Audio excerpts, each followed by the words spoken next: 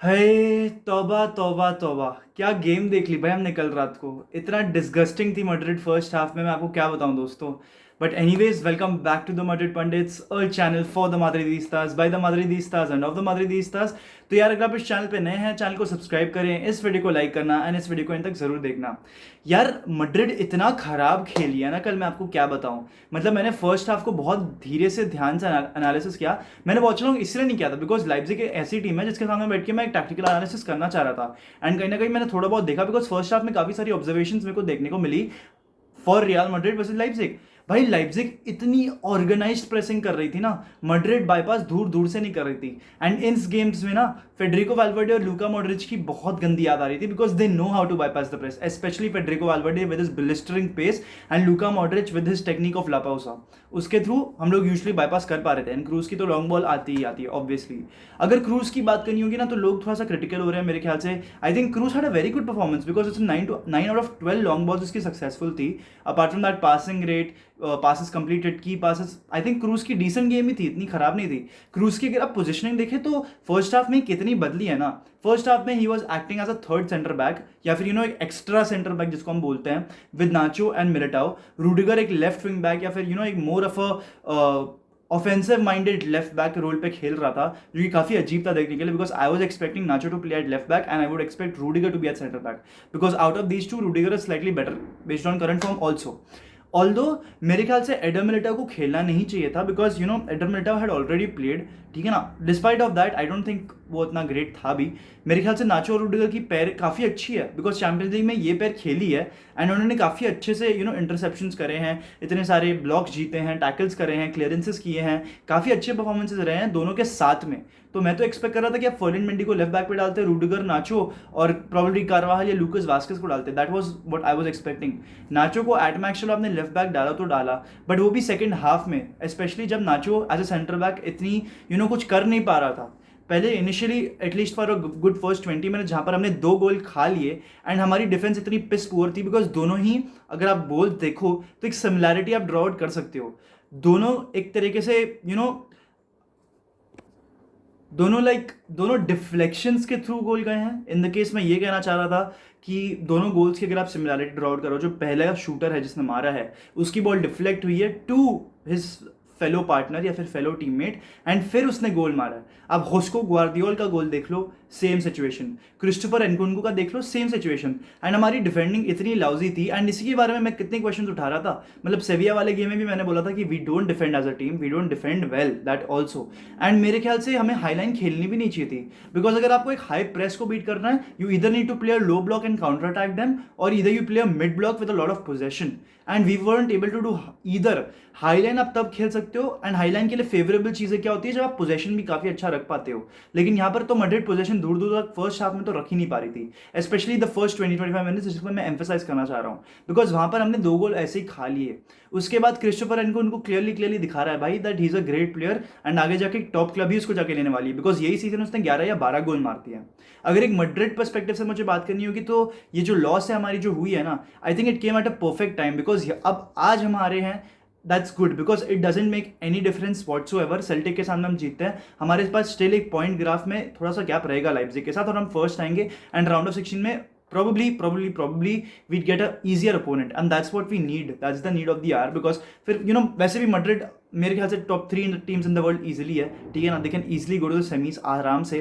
But मैं अगर कहना चाहूँ तो मैं ये भी कहूँगा कि राउंड ऑफ 16 में आपको इजी ओपोनेंट मिलेगा तो आप मोमेंटम बहुत अच्छा रख सकते हो। तो मेरे ख्याल से फर्स्ट आना बहुत नेसेसरी है मड्रिड के लिए, आ भी रही है, ठीक है ना। ला लीगा में तो बात ही क्या करूँ इसमें।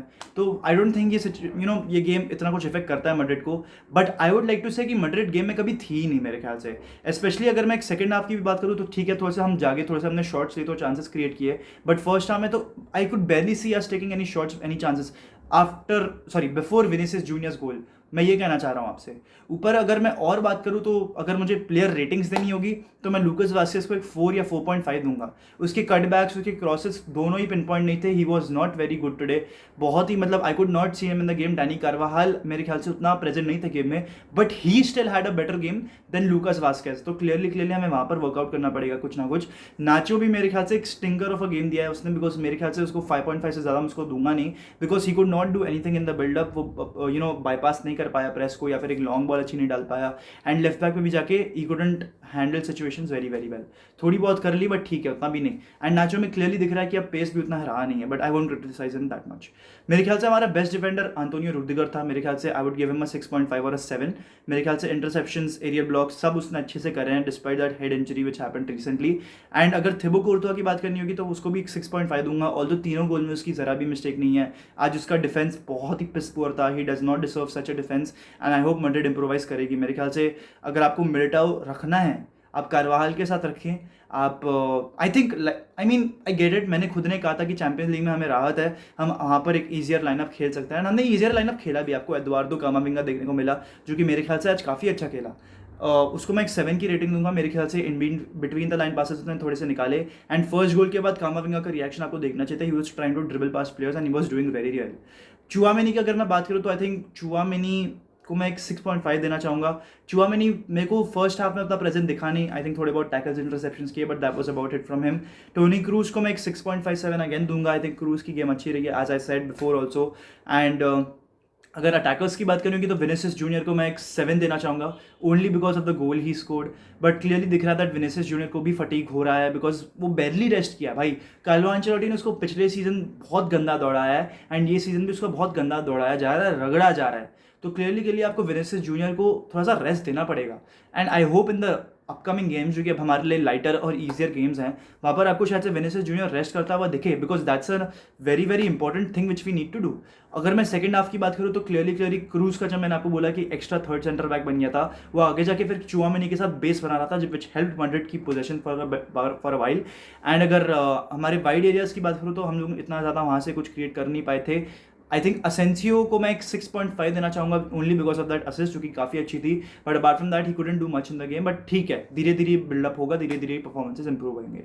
मेरे ख्याल से मैड्रिड को उसको एक साल या 1.5 साल का कॉन्ट्रैक्ट देना चाहिए एट मैक्स। 3 साल तो कहीं से भी वो डिजर्व नहीं करता है, और वो भी इतनी हैवी सैलरी या फिर एक सैलरी बोनस के साथ, तो आई डोंट थिंक सो उतना डिजर्व करता है। रोड्रिगो की अगर मैं बात करूँ तो I think Rodrigo was not even there in the game. I think penalty मारी है, उसके अलावा उतना कुछ करा भी नहीं है उसने गेम में। मेरे ख्याल से जो विनीसियस जूनियर को एक चांस मिला था, जो कि बहुत ही तगड़ा चांस था, हैजार्ड की प्री असिस्ट होती वो, but clearly Vinicius junior could not finish, and यही क्लियरली उसका फटीक जता रहा है भाई। सॉरी मैं थोड़े से कॉन्सेप्ट्स मिक्सअप कर रहा हूँ, but that's how my reaction is towards us losing a game. 20 game unbeaten streak थी, मई 2022 से लेके अब तक हम अनबीटन चल रहे थे, बट ठीक है, एक गेम की इतनी वैल्यू है नहीं, ठीक है ना। बट स्टिल वो स्ट्रीक जो है वो टूट गई है, वो टूटनी नहीं चाहिए थी। अगर वो नहीं टूटी होती तो that would have been much much better for us. But ठीक है, we focus on La Liga now. I think La Liga में हम एक स्ट्रॉन्ग लाइनअप उतारेंगे। मेरे ख्याल से डेविड आलाबा और जो भी सब्स्टिट्यूट्स जो आए थे, they couldn't even have much impact, but this goes on to clearly show that Federico Valverde, Luka Modric जैसे प्लेयर्स जो कि हम अंडर वैल्यू करते हैं इंपॉर्टेंस उनकी इन द टीम, वो क्लियरली बहुत ज़्यादा इंपॉर्टेंट हो गए भाई। अगर फेडरिको वैल्वर्डे आज खेलता तो I think things would have been much better, because defensively हम शायद से बेटर करते हैं, मिडफील्ड में हमारे पास शायद से ज़्यादा कंट्रोल होता, एंड ऑफेंसिवली क्या पता वैल्वर्डे आज भी बैंगर मार के 3 गोल कर सकता था। So clearly goes on to show that Valverde was missed in this game. High intensity games में he is our man, he is the guy we look on for, and was missing था। Luka Modric की अगर हम बात करें तो उससे better bypass कोई कर नहीं सकता प्रेस को, एंड वो था नहीं हमारे पास। चलो यार, with this I'd like to end the video. अगर आप एंड तक देख रहे हैं, हाला Madrid y nada más, hasta el final, vamos Real, we will be strong, we will regroup and we'll be back soon.